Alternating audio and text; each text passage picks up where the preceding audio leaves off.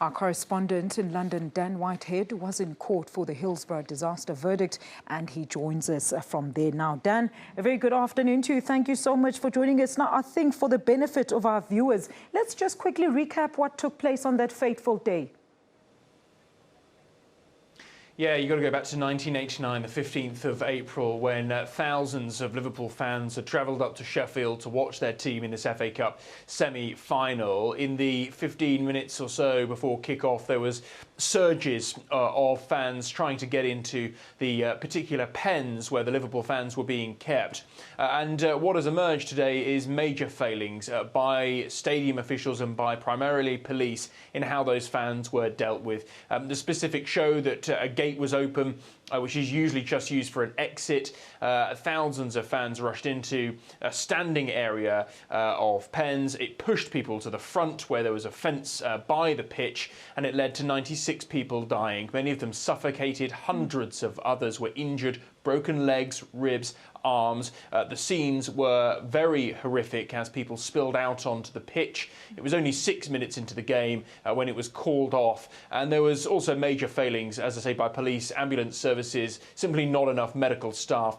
People watching the game had to rip down advertising hoardings and use it as stretchers to get these injured people off. What a jury today have found in these inquests is that they were unlawfully killed, these 96 people, saying that failures by the commanding police officers caused the crush. There were defects at the stadium, and that police and ambulance services delayed declaring this as a major incident. And also, crucially, that fans did not contribute to the deaths or the dangerous situation on that day in Sheffield. Look, Dan, I mean, so many years later, and the verdict finally delivered. What has been the reaction from the families of victims, the police themselves, and even politicians?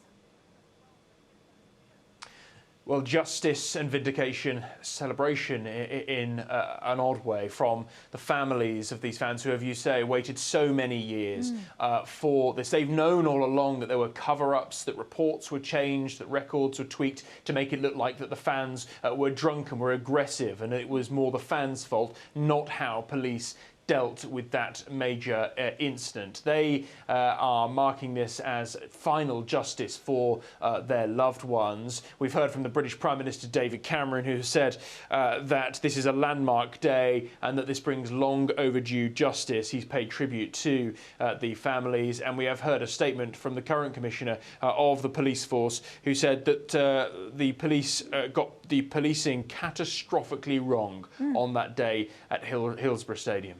Dan, just to conclude, what happens next? Will anybody be held criminally responsible for this matter?